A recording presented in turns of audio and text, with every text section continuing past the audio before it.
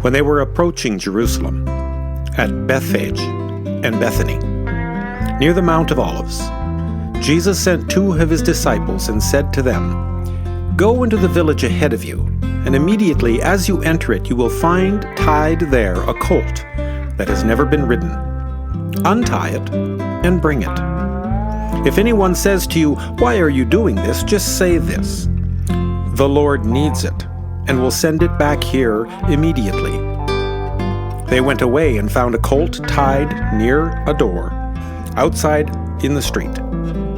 As they were untying it, some of the bystanders said to them, "What are you doing, untying the colt?" They told them what Jesus had said, and they allowed them to take it. Then they brought the colt to Jesus and threw their cloaks on it, and he sat on it. Many people spread their cloaks on the road, and others spread leafy branches that they had cut in the fields. And those who went ahead and those who followed were shouting, "Hosanna! Hosanna! Blessed is the one who comes in the name of the Lord. Blessed is the coming kingdom of our ancestor David. Hosanna in the highest heaven." Then he entered Jerusalem and went into the temple. And when he had looked around at everything, as it was already late, he went out to Bethany with the 12.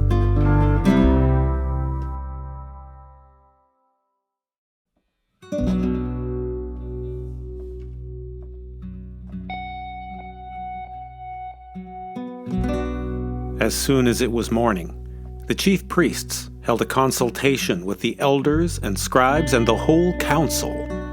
They bound Jesus, led him away, and handed him over to Pilate. Pilate asked him, "Are you the king of the Jews?" He answered him, "You say so." Then the chief priests accused him of many things. Pilate asked him again, "Have you no answer? See how many charges they bring against you." But Jesus made no further reply, so that Pilate was amazed. Now at the festival, Pilate used to release a prisoner for them, anyone for whom they asked. Now a man named Barabbas was in prison with the rebels who had committed murder during the insurrection. So the crowd came and began to ask Pilate to do for him according to his custom. Then he answered them, "Do you want me to release for you the king of the Jews?" For he realized that it was out of jealousy that the chief priests had handed him over. But the chief priests stirred up the crowd to have him release Barabbas for them instead. Pilate spoke to them again. "Then, what do you wish me to do with the man you call the King of the Jews?" They shouted back, "Crucify him!" Pilate asked them, "Why? What evil has he done?" But they shouted all the more, "Crucify him!" So Pilate, wishing to satisfy the crowd, released Barabbas for them.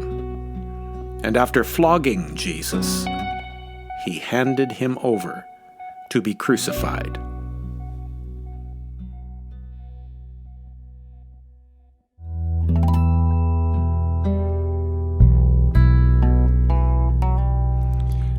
Then the soldiers led him into the courtyard of the palace, that is, the governor's headquarters.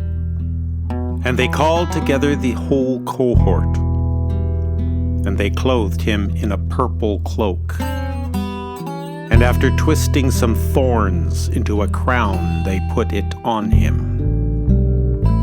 And they began saluting him, "Hail, King of the Jews!" They struck his head with a reed, spat upon him, and knelt down in homage to him. After mocking him, they stripped him of the purple cloak and put his own clothes on him Then they led him out to crucify him.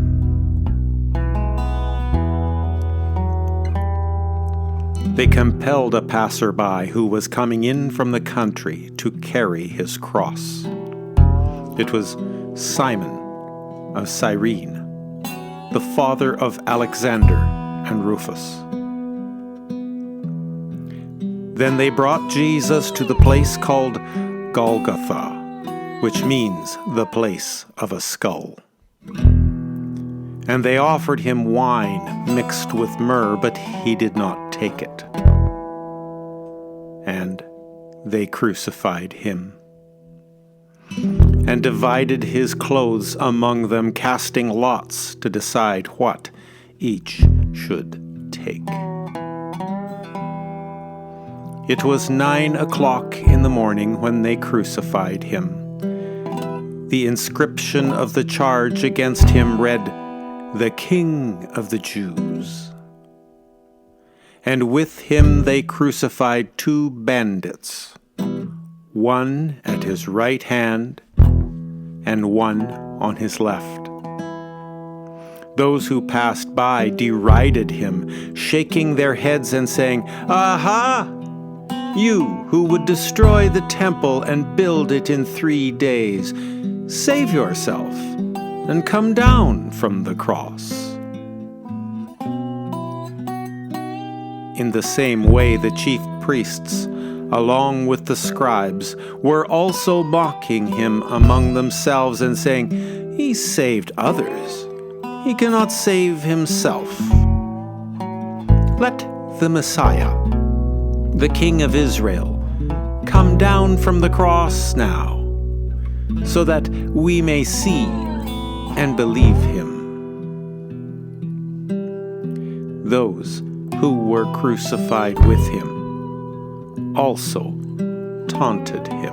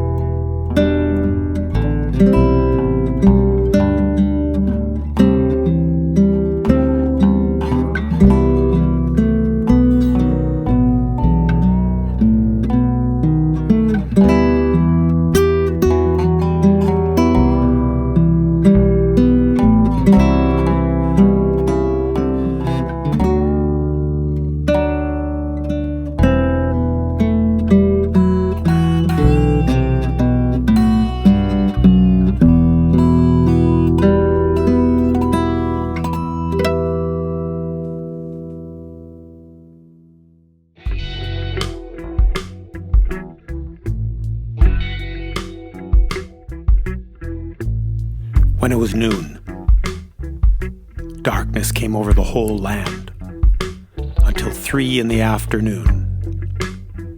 At 3 o'clock, Jesus cried out with a loud voice, "Eloi, Eloi, lama sabachthani," which means, my God,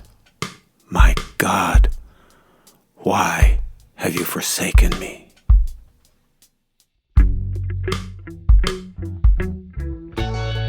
When some of the bystanders heard it, they said, "Listen, he is calling for Elijah." And someone ran, filled a sponge with sour wine, put it on a stick and gave it to him to drink, saying, "Wait, let us see whether Elijah will come to take him down."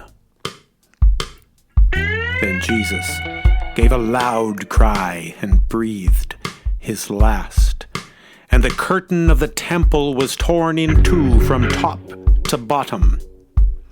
Now when the centurion who stood facing him saw that in this way he had breathed his last, he said, "Truly, this man was God's Son."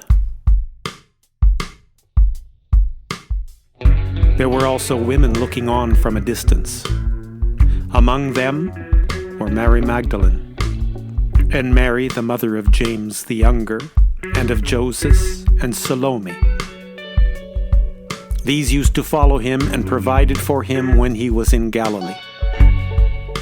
And there were many other women who had come up with him to Jerusalem.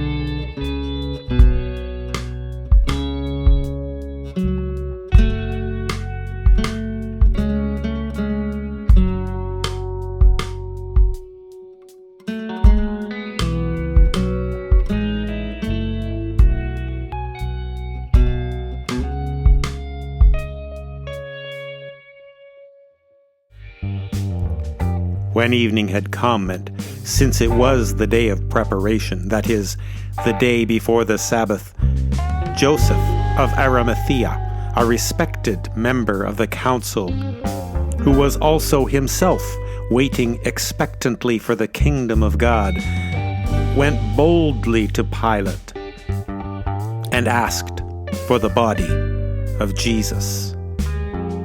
Then Pilate wondered if he were already dead, and summoning the centurion, he asked him whether he had been dead for some time.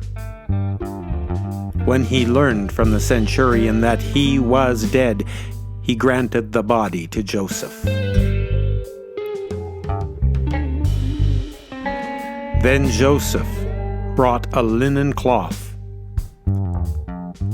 and taking down the body, wrapped it in the linen cloth, and laid it in a tomb that had been hewn out of the rock. He then rolled a stone against the door of the tomb. Mary Magdalene and Mary, the mother of Joseph, saw where the body was laid.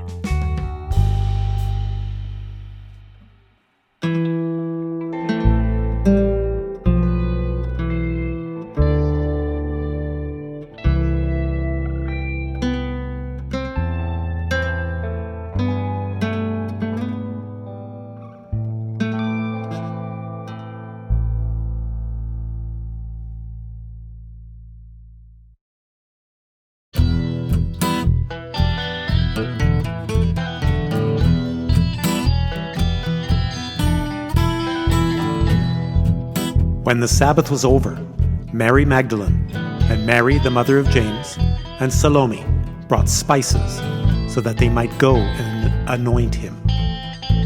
And very early on the first day of the week, when the sun had risen, they went to the tomb. They had been saying to one another, "Who will roll away the stone for us from the entrance to the tomb?" When they looked up, they saw that the stone, which was very large, had already been rolled back. As they entered the tomb, they saw a young man, dressed in a white robe, sitting on the right side, and they were alarmed. But he said to them, "Do not be alarmed. You are looking for Jesus of Nazareth, who was crucified. He has been raised. He is not here.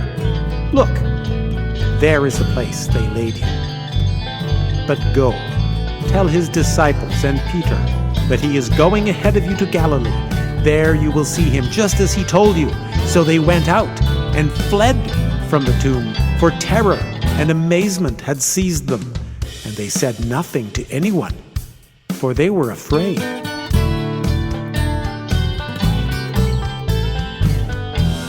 And all that had been commanded to them they told briefly to those around Peter. And afterward, Jesus himself sent out through them, from east to west, the sacred and imperishable proclamation of eternal salvation.